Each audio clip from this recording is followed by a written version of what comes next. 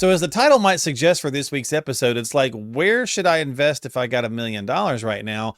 And while that's would really honestly be irresponsible, Sean, for us to just say, oh, here's where you should do it, right? Because Right. there's so many factors that go into it. I kind of want to break this down a little bit from a hypothetical that came across from a recent article, and we'll share the link in the show descriptions below, about how some pros, some different places, how they kind of quickly reacted to what they might do with a hypothetical client. So I kind of want to put you on that same spot and let you kind of talk a little bit about it, and also just kind of react to what they suggested as well, right?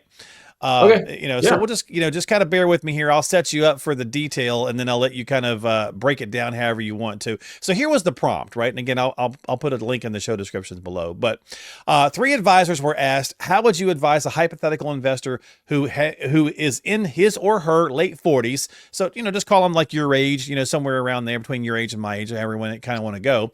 They own their own home. They got $300,000 in a retirement account and $300,000 in other assets, but they have $1 million in cash to deploy in today's market. Okay, so it's really around the $1 million in cash, but again, with those other things in mind.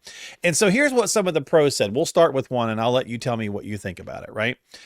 So Stephanie Link from Hightower, I'm guessing that's a company there, Hightower, says I'd diversify 60 to 70% in equities, 20 to 30 and maybe bonds or private equity, and then do some dollar cost averaging.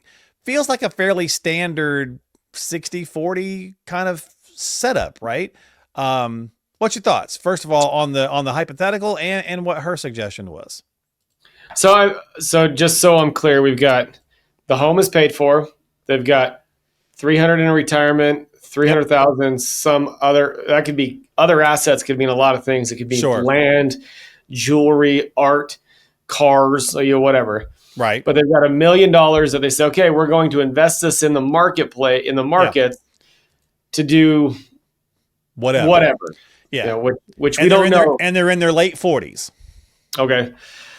So looking at this, with Stephanie's recommendation, 60 to 70% in equities, 20 to 30% in bonds, or what are called private equity. That's the one that stuck out to me.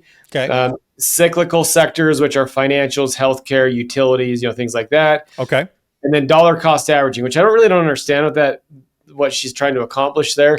Because you're not pumping in with your account payment. You're talking about the $1 million here. This is cash, right? Yeah. So it's either a one-time.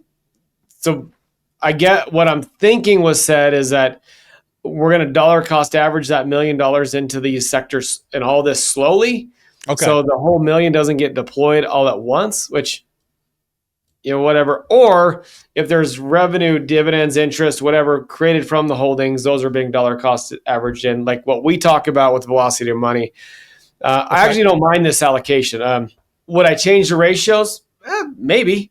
It depends on the individual, but I love the equity side. In my mind, when you should graduate from mutual funds when you have a certain level of assets. Yeah. So it'd be individual holdings. The one piece that I see in her recommendation that is not in the other two is the private equity deal. And that's predominantly because not every advisor has access to private equity. Okay. And so I really like that piece on the surface, just based on what was said here. Okay. Cyclical sectors makes a lot of sense. Dollar cost averaging, I'm just going to throw that out the window because I don't know what that means exactly. But the overall philosophy, yeah, I like it. Okay. And by the way, the private equity piece. He knows what dollar cost averaging means. He just means in the terms of this context of this. I don't know how she's doing that. Right.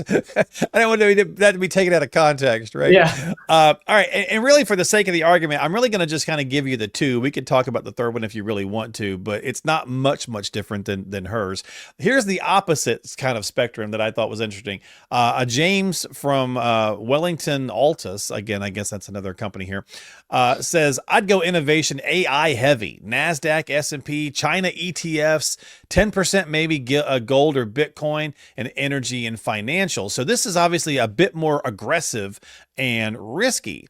So first, just kind of what's your thoughts based on that, and then I'm going to ask you some back and forth questions back to taking in the client into consideration here. But what's your thoughts on this aggressive stance?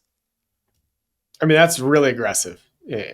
I mean, I'm looking at it right here on the sheet, and that's a pretty aggressive allocation. Yes, this person's in her late 40s, but in looking at some of this stuff, they're one, Bitcoin's not a regulated asset, so you can't just go out unless you're going to say go do that on your own and buy Bitcoin directly.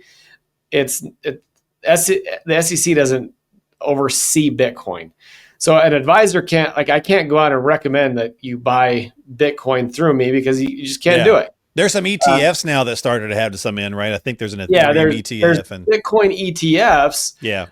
And gold is gold. It's, it's kind of that commodity. Yeah, long and steady. China I mean, I don't like this one. This one way too aggressive. Way too aggressive for what you do. Well, and that's fine. And here's why I wanted to ask you that. Okay. So what is not being taken into account, right? So beyond the portfolio or beyond the quick setup of this hypothetical customer, what is not being taken into account? Because, okay, I could see James's aggressive standpoint. I could see going, hey, they're in their late 40s, house is paid for, they've already got $300,000 saved for retirement. They're going to work another 20 years almost, so their retirement should be funded. Let's go aggressive with this $1 million and see if we can break the bank, so to speak, right? Mm-hmm. On the other hand, Stephanie's like, well, maybe not quite so much, right? Let's maybe just kind of be a little bit more traditional with our setup so that we ensure safety. So what's not being taken into account? Well, first and foremost, tax conversations, right? Right. That's got to be a worthwhile chat here. Well, the first thing that I would want to know on this person is, all right, what industry do you work in? Okay. Right. And the reason I want to know that, you're in your late 40s. We're seeing a lot of layoffs happen. We're seeing a lot of people lose their job, and there's still a lot of people that are looking for jobs. So, what risk do we run? If they're in a layoff heavy industry, well, we run into a situation where they get laid off, and the market's at the same time correct. And now instead of $1 million, they've been too aggressive. They've got 600,000, and now we've got an issue of creating income during the time that they're laid off. Okay. That's a great point. So that $1 million in cash, what's your emergency fund first and foremost, right? Do you even have one? Well, if not, let's use part of that $1 million for the emergency fund. To your point, that's going to come into play with a possible layoff. We get a lot of people every week that call our office that have been laid off. And so that's a big concern. Right. Okay. I'm not saying that that's going to happen. They may be in a job where, they work for a municipality or city or state or whatever. They can't get fired for whatever reason, but I don't know that. But it's a consideration. It's a consideration. Yeah. The other side that I want to look at is, one, how many kids do they have? Because now we want to look at what our future expense is going to look like. Are they going to pay for colleges? Are they going to pay for weddings? Are they going to pay for private school? Whatever, that scenario. And then I want to look at their comfort level with downside fluctuation. Okay. And the conversation is, because I could, as an advisor, I could say, well, what's your comfort level with risk? Are you comfortable losing 20%? And they could say, oh yeah, sure, 20% is fine. But when you start to say, hey, if you're looking at a 20% loss, that's $200,000. Are you actually comfortable with that? Oh, I don't know about that. Right. Right. So now you have to get a really good handle on what their comfort level with downside loss is before you can make any allocation recommendations. And then, we look at, what is their current tax situation from an income perspective? Do we need to use holdings that have very limited in gains, or their dividends are more qualified focused rather than ordinary to keep their taxation low? Yeah. And so does it make sense for us to then invest in less dividend producing if they don't have as much income, to do Roth conversion? So I think there's a lot of tax planning that I think needs to come into play here.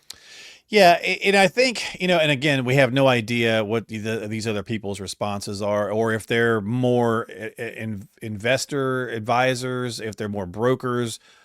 The type of person you're taking this hypothetical client to, what they do for a living is going to change this conversation. You Yeah. typically work with people from a retirement planning standpoint, right? So as a late 40s, I would imagine, okay, let me rephrase it this way, Sean. You've been doing this long enough that if someone walks into your office for the initial consultation and they give you their parameters, and these are some of their parameters, right? Like this hypothetical, you probably can make a recommendation probably pretty quickly because you've been doing this long enough that in your mind, something probably starts to form.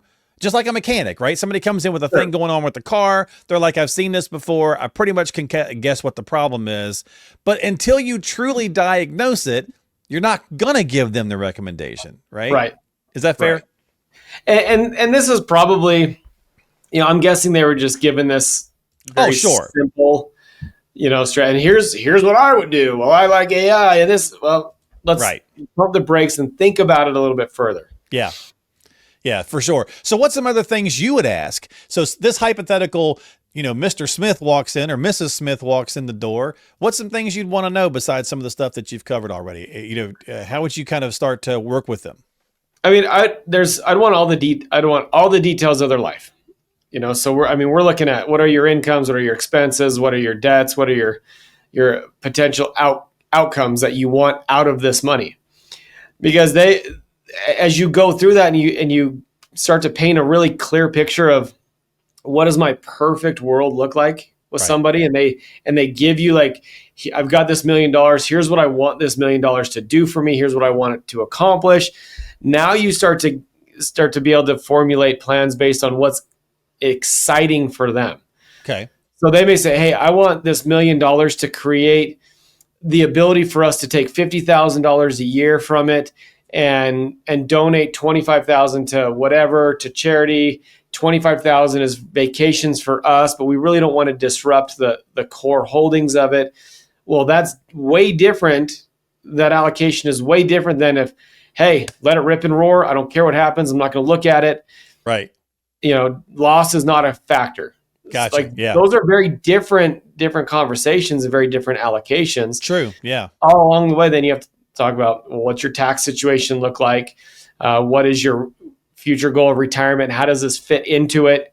What are your other sources going to be? There's a lot that comes into this world of just investing a chunk of money. Yeah. We were talking about emotions on earlier month's podcast, right? Late 40s, somebody could come in with this same exact scenario and they go, yeah, Sean, I got 3 kids. And I got this $1 million sitting in cash, but I've really been toying with the idea of how do I help them get a jump start on life? Mm-hmm. They're in their 20s right now. What could we do? Right. So, I mean, there's about 1 million factors. And again, we're not knocking the other people's suggestions because we have no idea how much they were given. But it's the idea that any advisor who's been doing this for a while can probably formulate a rough idea pretty quickly, but it's asking the questions and taking the time to really get into what you're trying to do that makes the type of professional that you should be shopping for, especially if you're a retiree or a pre-retiree. Late 40s, you're starting to think about this stuff, right? You turn 50 and you're like, maybe I should start thinking about retirement. Exactly. Right? Yeah, exactly. So age plays a huge factor. I agree. I mean, this is a cool scenario. It's, there's some scenarios are pretty fun to work on and making the plans work. And, I said, we get a lot of people that are laid off that come to our office or call us and schedule meetings. And when you've got after-tax money mixed with retirement money, there's a lot of really neat tax planning strategies that you can implore. Yeah. So, on the surface, I like Stephanie's allocation if it works for what that person is exactly trying to accomplish in their life.